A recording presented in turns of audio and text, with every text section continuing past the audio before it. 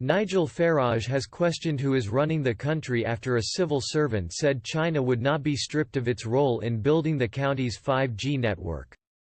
In January, Boris Johnson approved Chinese technology giant Huawei having a limited role in the UK's 5G development. The government has said the company would be limited to a 35% involvement the rollout of the superfast network in the country. Some Conservative MPs, including Sir Ian Duncan-Smith, have raised concerns about security issues if the Chinese firm is involved in this.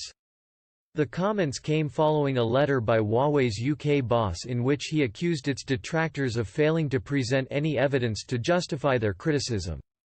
But the Foreign Ministry's top official has said Britain had made a firm decision to allow China's Huawei to have a role in building the country's 5G. Asked whether he would advise the Foreign Ministry to try to change the government's position on Huawei, Simon MacDonald, Permanent Under-Secretary and head of the diplomatic service at the Foreign Ministry, told ministers, "As you know, the government decided to proceed with an investment but with very strict conditions. As far as I know that is a firm decision and is not being reopened. China is a very important partner of the United Kingdom and I think it's compatible to proceed with the Huawei decision and have the strategically independent relationship that I have been talking about." But these comments have enraged Mr. Farage, who has demanded the UK government offer more clarity over its future relationship with China. He tweeted, "As senior Conservatives call for a reappraisal of our future relationship with China, a top civil servant says no." The criticisms of Huawei and China's role in the 5G network erupted once again following the open letter from the technology giant's UK chief Victor Zhang. He wrote, "We have built trust in our UK business over 20 years by helping our customers, the mobile network operators, provide consumers with affordable, reliable calls and data. Despite this, there are those who choose to continue to attack us without presenting any evidence. Disrupting our involvement in the 5G rollout would do Britain a disservice. When we emerge from this crisis, we look forward to continuing to play our role as a key partner in improving the networks, benefiting the economy and ultimately everyone in the UK, ending the postcode lottery of good connectivity." But this infuriated Sir Ian Duncan-Smith, who said, "This letter from Huawei is hubristic and arrogant.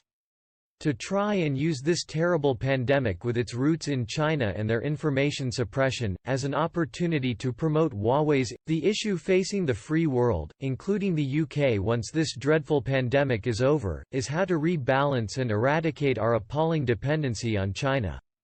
After all, the global free market requires for its proper functioning that all engaged in it observe the international rules-based order, at the heart of which is the rule of law and adherence to human rights.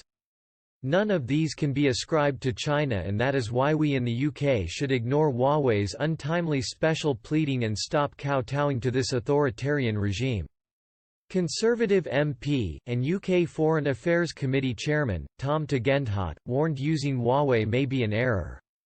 He told Sky News, "What we've seen out of this COVID-19 crisis is not so much that this is China's fault, but it has been made very clear that the Chinese Communist Party will do anything to hang on to power, including if it will do that to its own citizens, how much do you think it will risk ours? How much care do you think it will have for our security or our networks when we see what it's doing to its own?" He added, "This is the only time I've rebelled against my government, and I wish I hadn't had to do it, it's a great shame. But I think the government is making an error here and I hope very much that they'll think again. This isn't about the immediate decision as to who builds our 5G network. This is about who do we trust to be a strategic partner to build the underpinning architecture of the UK economy for the next 10, 20, 30 years." On April 4, a group of 15 Conservative MPs called for a rethink on relations with China in a letter to the Prime Minister, written a day before Mr. Johnson was admitted to hospital. Among the signatories were Sir Ian Duncan-Smith,